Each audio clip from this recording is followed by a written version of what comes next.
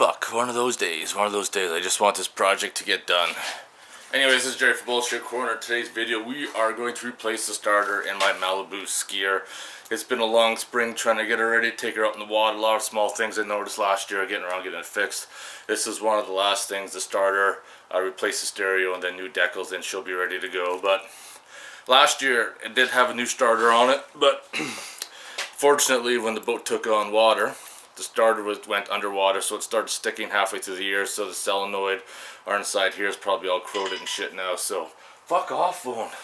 So now we're gonna go underneath and replace the starter.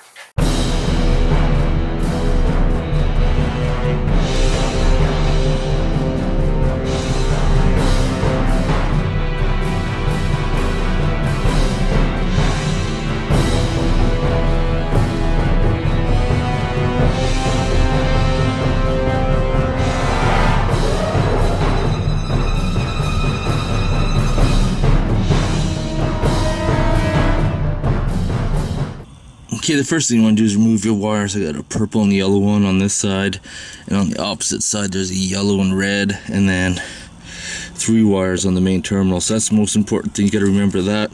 Remove those. Well, before we replace the starter, the first thing you want to do is make sure there's no power to the starter. Either disconnect your battery or use your battery disconnect. I haven't even put the batteries in yet, so I don't have to worry. Just remember that. And remember where your wires go as well, but we'll get to that when we get there.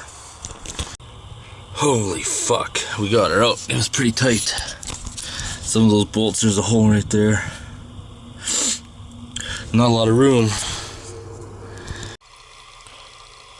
I want to show you this part since I can't show you on the boat because lack of visibility. When you're removing the starter, these are your 2 bolts here.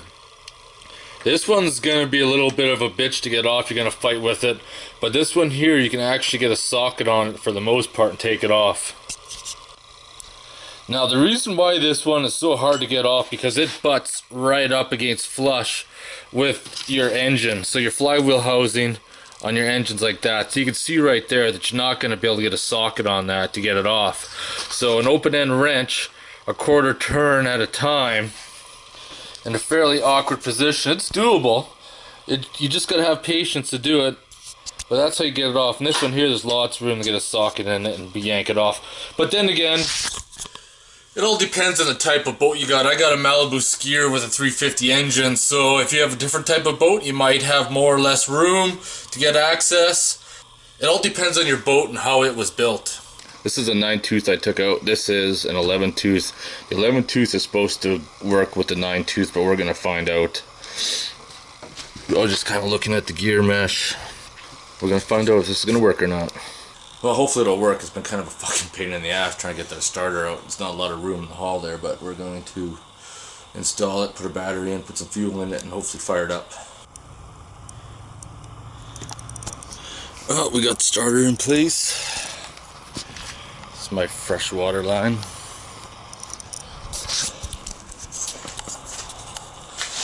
So now we're just gonna put the battery in, see if that starter's gonna work, fire it up, grab the extra keys.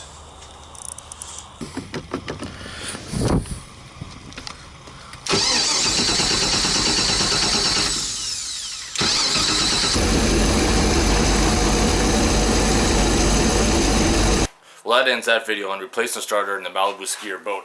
The one bolt came out pretty good. Actually, you can get a wrench on it and a socket to get it out. The other one, because of the engine block and where the starter goes in, the last probably ½ inch of it to go in is a real total pain in the ass because you can only get a open-end wrench on it and turn it because you can't get a boxed end from the back of it. It just really sucks ass, but it works. So now you know an 11-gear starter will work in place of a 9-gear and a Chevy 350 engine and a direct drive boat. And I'm going to drink some Old Milwaukee today because they changed their pinup girls on the cans.